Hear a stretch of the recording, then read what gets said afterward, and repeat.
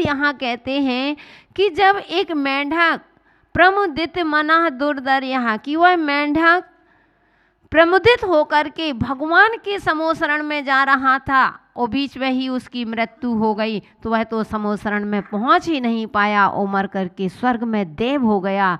तो कहते हैं ऐसे सद्भक्ता, जो सच्चा भक्त है, हे भगवान जो आपका सच्चा भक्त है और अगर आपकी सच्ची भक्ति करता है तो कहते हैं किम तदा, इसमें क्या आश्चर्य है, वह तो मोक्ष को प्राप्त करेगा ही करेगा, इसमें कोई शक की बात नहीं है, इसमें जरा सा भी डाउट नहीं है। जो लेकिन कौन? सद्भक्ता, सच्चा भक्त, कम भक्त नहीं, अपना काम बंद, मतलब जैसी मौका वैसा ही काम, ऐसा काम, ऐसे भक्त नहीं।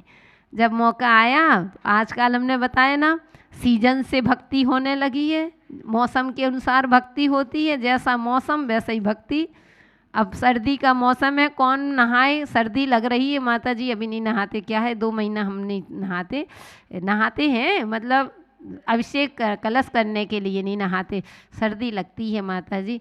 तो ये नहीं, हमने कहा मौसम को देख करके आप भक्ति करते हो, तो ऐसे भक्तों की भगवान नहीं सुनता, उनको सुख की प्राप्ति नहीं हो, उनको मोक्ष सुख तो क्या लौकिक सुख की भी प्राप्ति नहीं होती है। जो भक्त के अनुसार भक्त की भगवान की भक्ति करते हैं उनकी भक्ति कभी सच्ची भक्ति नहीं होती है। इसलिए यहाँ कहा है कि यदर्च, जिनकी पूजा, हाँ, जिनकी पूजा आदि करने से जो सद्भक्त होता है वे अपनी भक्ति से मोक्ष सुख को प्राप्त कर लेते हैं। भक्ति से क्या नहीं, हम नहीं कहते कि आप माता जी बनो, हमें नहीं कहते आप महाराज बनिए, बिल्कुल मत बनो, लेकिन सच्चे भक्त तो बनो, उतना श्रद्धान तो रखो।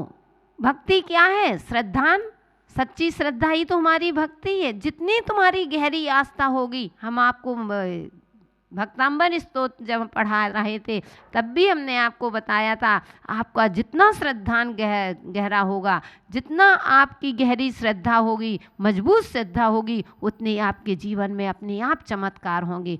जैसे हमने अभी बताया, गुरु जी का उदाहरण दे करके बताया, एक किसका फल है? श्रद्धा का। जहाँ आस्था होती है वहाँ रास्ता नियम से निकलता है। तो मेरा आप लोगों से यही कहना है, ठीक है जो है क्या देखना, हमें अपने आप को देखना, कम से कम सच्चे श्रावक तो बनो। साधु जो करेगा वो भरेगा, वो तो नदी के किनारे खड़ा है, क्या पता कब डुबकी लगा करके बाहर निकल जाए। हम अपने कर्मों को क्यों बांधें, हम पाप का बंध क्यों करें? क्योंकि नियम है, जिसके अगर तुमने हमारी बुराई की, अगर तुम्हें निधत्तित निकांक्षित जैसे कर्मों का बंध हो गया, तो ये निश्चित है कि तुम्हारे यह निधत्तित निकांक्षित कर्म कब छूटेंगे? उनके पाद मूल में ही जाना पड़ेगा। तो मैं तो हमेशा, जैसे जो लोग साधुओं को नहीं मानते हैं, बहुत जगह ऐसे है जैसे स्वर्ण बिल्कुल भी साधु को देखना भी पसंद नहीं करते, तो मैं उन लोगों से मेरा कहना है कि आपको मालूम है, अगर नहीं है आपकी श्रद्धा भक्ति, कोई बात नहीं, आप पीछे हट जाओ। लेकिन साधुओं की, कोई भी दिगंबर संत हैं, कभी भी साधुओं की अपने मुख से निंदा मत करो। निंदा का फल बिल्कुल, वर्तमान का उदाहरण हम लोगों ने देखा, हमारे पूज गुरुदेव भिंड में चतुर्मास चल रहा था, एक बहुत बड़ी व्यक्ति थी, बहुत बड़े पैसे वाले, बहुत अच्छी बिल्डिंग लगी, और कभी साधुओं को वो नमस्कार नहीं करते थे। और वे गुरु जी को एक बार देखा, उनने शायद जो भी अपने मन में गिलानी की हो, जो भी, मुझे अब इतना तो पता नहीं है, लेकिन हाँ गुरु की निंदा की थी। गुरु जी का तो वहाँ से विहार हो गया। कुछ दिन बाद पूरे शरीर में कुष्ठ रोग हो गया, गलित कुष्ठ रोग हो गया, इतना इलाज कराया, ठीक नहीं हुआ। फिर कहते उन पक्का है जो साधुओं की निंदा करता है कुष्ठी होता है, कोढ़ होता है उसको। तो उसने तुरंत, फिर बाद में पता चला, उसको एहसास, ऐसे प्रवचन सुना कि जिसकी निंदा करके हम कर्मों का बंद करते हैं, हमें उसी के पाद मूल में जाना पड़ता है। तो वो पहुंचा फिर आचार्य श्री के पास, क्षमा याचना की, महाराज मैंने आपके लिए बहुत उल्टा सीधा कहा था। गुरुजी ने हंस के कह दिया, तथास्तु, कोई बात नहीं, जब जागो तभी सवेरा, अभी अब कभी किसी की निंदा नहीं। तो बोले महाराज आपको दुख हुआ होगा। गुरुजी कहते मुझे कोई दुख नहीं, मुझे क्या करना, हम तो दिगंबर संत हैं, हमने बताया था कि तुम गीत भी गाओगे तो साधु खुश नहीं होते, और गाली भी दोगे तो साधु रुष्ट नहीं होते। हमें क्या, हम तो बीत रखता उन परम आराध्य आपके चरणों में चल रहे हैं। तो ऐसे निंदा करने से तो कभी किसी साधु की कभी निंदा नहीं करना चाहिए। हमें कैसे भक्त बनना है? सच्चे भक्त, सद्भक्ता, सच्चे भक्त करके मोक्ष, जब मोक्ष सुख पा सकते हैं, ये तो लौकिक सुख है, सब कुछ मिल सकता है। तो इसलिए अपने श्रद्धान को, अपनी भक्ति को हमेशा मजबूत रखिए। जितनी गहरी श्रद्धा होगी उतने आपके जीवन में चमत्कार होगा, वो आपका जीवन सफल होगा। ऐसी पवित्र भावना के साथ समय आपका पूरा हुआ। जय बोलिए महावीर भगवान की। कल हमने देखा था महावीर अष्टक में स्तुति करते हुए कि हे भगवान, आप राग से रहित होकर के, सर्वथा राग से रहित होकर के, और आप एक ऐसे जो आप जन्म से रहित होकर के ऐसे भगवान की हम भक्त आराधना कर रहे हैं।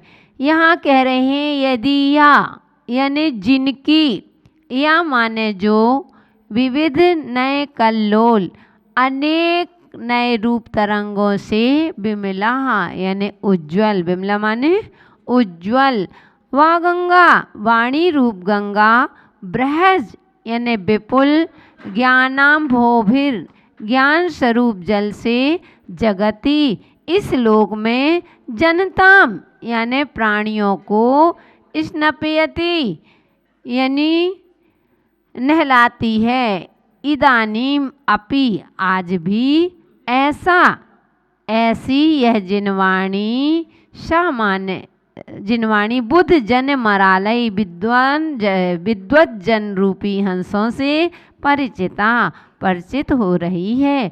सामान्य वे महावीर स्वामी, महावीर भगवान मेरे पथगामी, नयन पथगामी, मेरे नयनों के पथगामी बने। यहाँ कह रहे हैं हे भगवान, विविध प्रकार से नए रूप तरंगों से युक्त जिनकी विमल दिव्य ध्वनि रूपी गंगा जगत के जीवों को विशिष्ट ज्ञान रूपी जल से नहलाती है।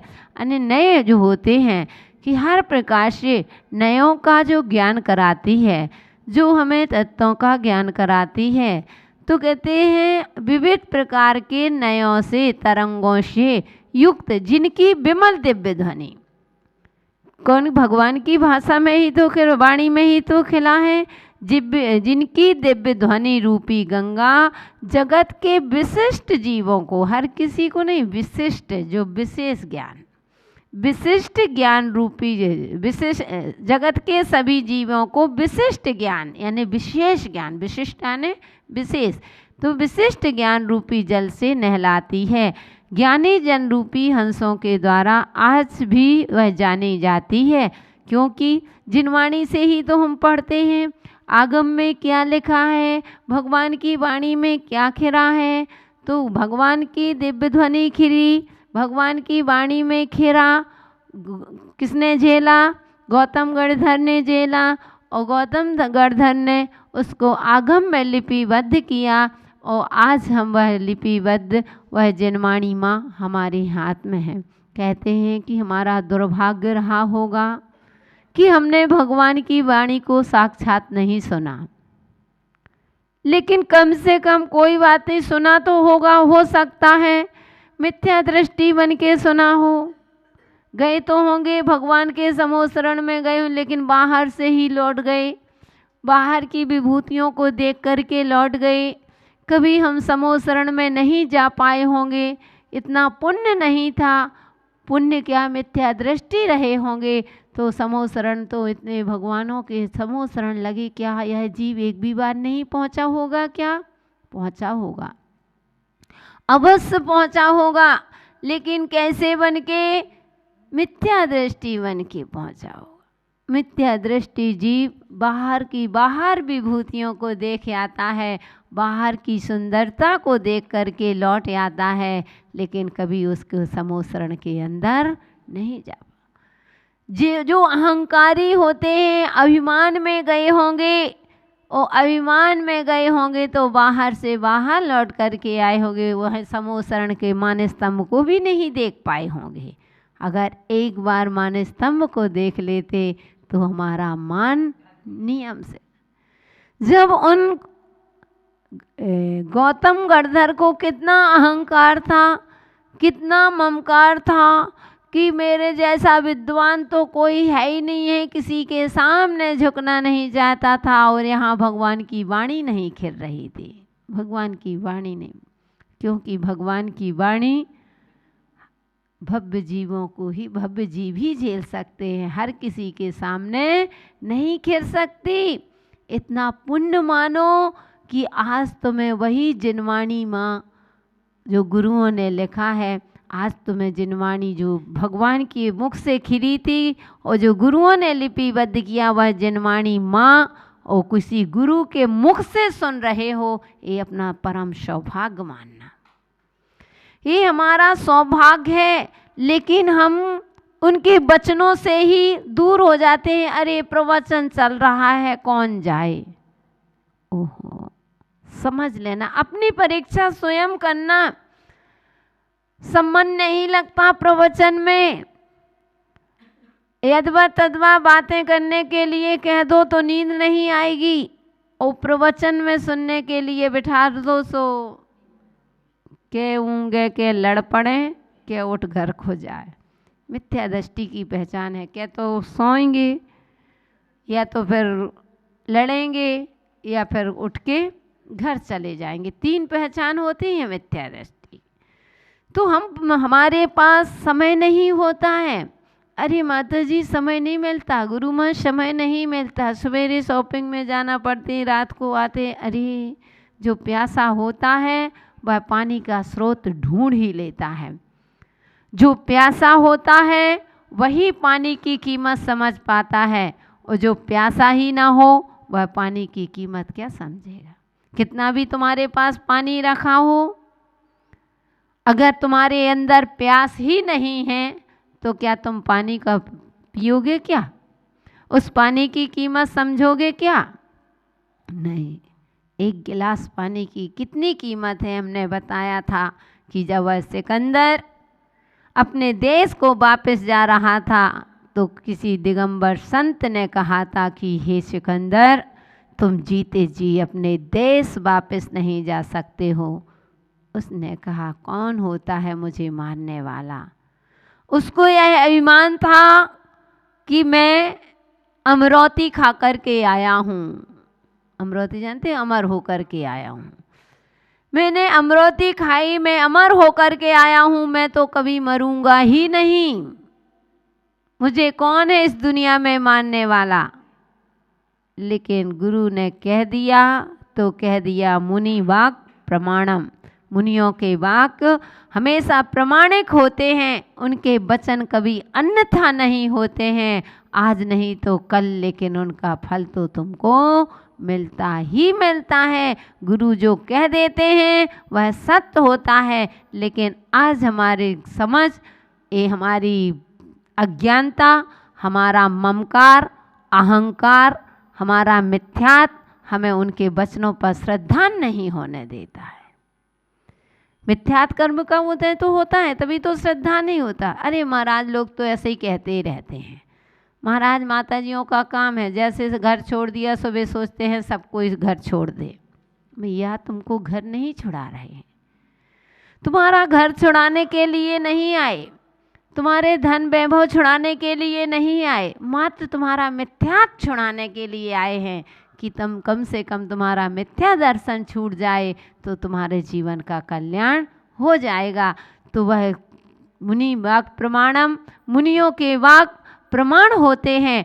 और वैसे ही जैसे अब वह देश को जा रहा, उसने कहा नहीं, मैं मुनि के वाक अन्यथा करके ही बताऊंगा। और वह भागता है अपने देश के लिए, भागम भाग मचा रहा है।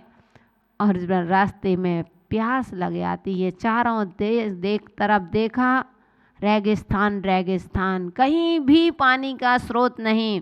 उसने अपने सेवकों को भेज दिया, जाओ कहीं ना कहीं से पानी लाओ, मुझे बहुत प्यास सता रही है, मुझे पानी चाहिए, पानी पीना है। सारे सेवक चारों दिशाओं में दौड़ चुके हैं, पानी के लिए, स्रोत के लिए ढूंढ रहे हैं, और जैसे ही देखा चारों तरफ कहीं कोसों दूर तक कोई पानी का नामो निशान ही नहीं, ना कोई नदी, ना कोई नहर, ना कोई नाला, ना कोई नल, कुछ भी, ना कुआं, कुछ भी नहीं। अब वह सारे वापस आ गए कि महाराज क्षमा करना, चारों तरफ कहीं भी पानी का स्रोत नहीं है, कहीं भी पानी दिखाई नहीं। उसने कहा नहीं, मुझे पानी पीना है। देखना इतना कि एक गिलास पानी की कितनी कीमत होती है। तो उसने कहा कि जो पानी लेकर के अब देखा कि अब मूर्छित होकर के गिर पड़ा। देव आते हैं, देव आए और उन्होंने अपना रूप बनाया, मानव के रूप में आए, क्योंकि हम आपको तत्वार्थ ग्रंथ में माताजी भी बता चुकी हो, हमने भी बताया था कि देवों का वैकृत शरीर होता है।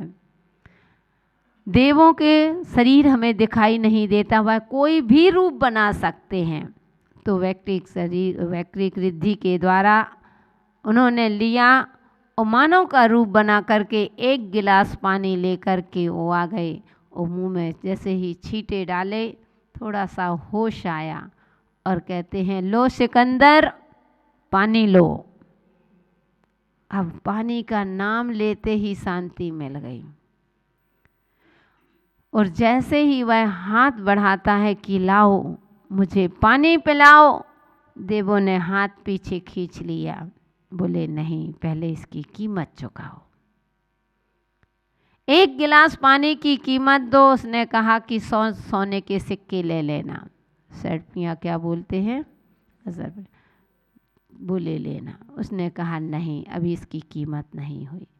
उसने कहा चलो आधा राज ले लो और मुझे पानी पिला दो, क्योंकि मुझे प्यास लगी है, पानी नहीं होगा तो मेरे प्राण ही निकल जाएंगे, इसलिए आधा राज ले लो।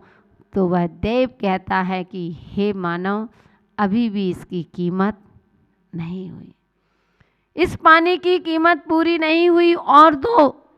उसने कहा कि चलो पूरा राज ले लो और मुझे पानी पिला दो।